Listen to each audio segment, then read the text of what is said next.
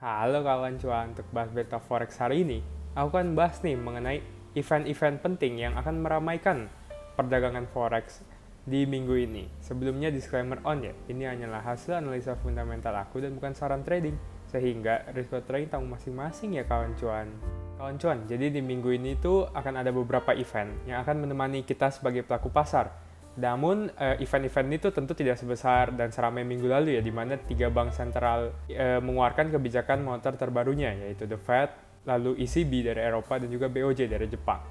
Nah, jadi untuk di minggu ini itu pertama-tama akan dimulai besok di hari Selasa, di mana Bank Sentral Tiongkok, yaitu PBOC atau People's Bank of China, itu akan mengeluarkan atau mengumumkan June loan prime rate-nya, di mana pelaku pasar itu mengekspektasi kalau suku bunga loan atau pinjaman itu akan dipotong, dan juga PBOC itu akan mengumumkan pengeluaran atau perilisan stimulus yang besar untuk menopang recovery ekonomi Tiongkok yang disebut-sebut sudah mulai melemah.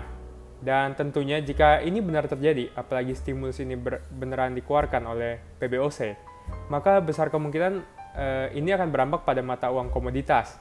Dan kenapa mata uang komoditas? Nah, karena jika recovery ekonomi Tiongkok itu dibantu dengan pengeluaran stimulus, maka tentu recovery-nya dapat kembali berjalan lebih cepat lagi dibandingkan sekarang yang sudah mulai melemah. Dan ini tentu akan meningkatkan demand atas komoditas, sehingga harga komoditas dapat kembali naik. Dan tentunya mata uang komoditas juga akan ikut terdampak dengan cara menguat.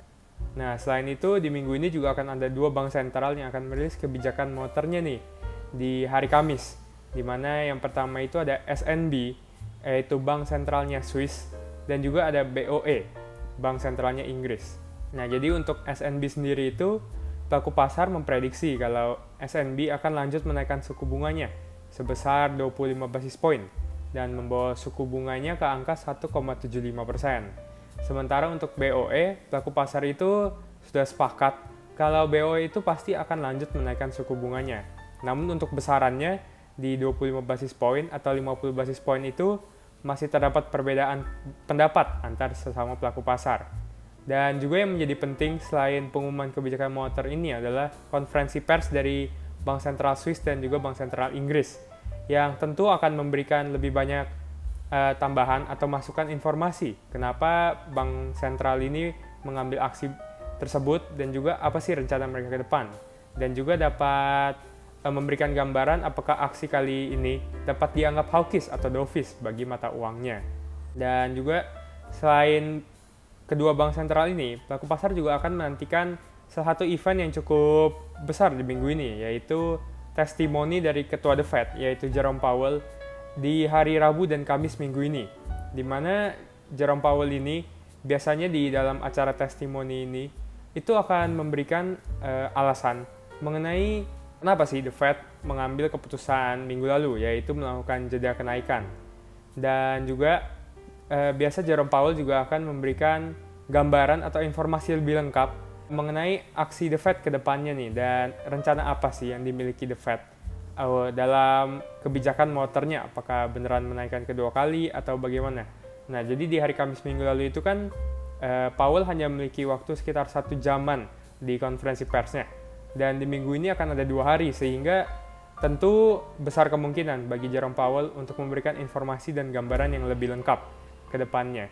Dan karena beberapa event ini akan terjadi minggu ini, maka jika kamu belum ada posisi di mata uang yang berkaitan dengan event-event ini seperti di USD atau di Inggris, di CHF, nah maka lebih baik kamu menunggu dulu nih event-event ini selesai agar kamu bisa mendapatkan informasi lebih lengkap dan juga akhirnya tidak salah posisi. Itulah bahas berita forex hari ini kawan cuan. Dari semua event ini, mana yang paling kamu nantikan? Apakah itu meeting bank sentral atau pengumuman oleh People's Bank of China besok, atau testimoni dari ketua The Fed, Jerome Powell? Coba berikan jawabanmu di kolom komentar di bawah ini ya kawan cuan. Oh ya, selain itu untuk besok seperti tidak akan ada update bahas berita forex yang baru, dan juga untuk beberapa waktu ke depan itu kemungkinan jadwal upload di RW Answer Berita Forex ini akan bolong-bolong ya kawan cuan.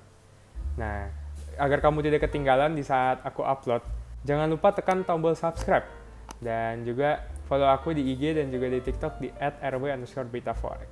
Terima kasih dan sampai jumpa dalam waktu kawan cuan.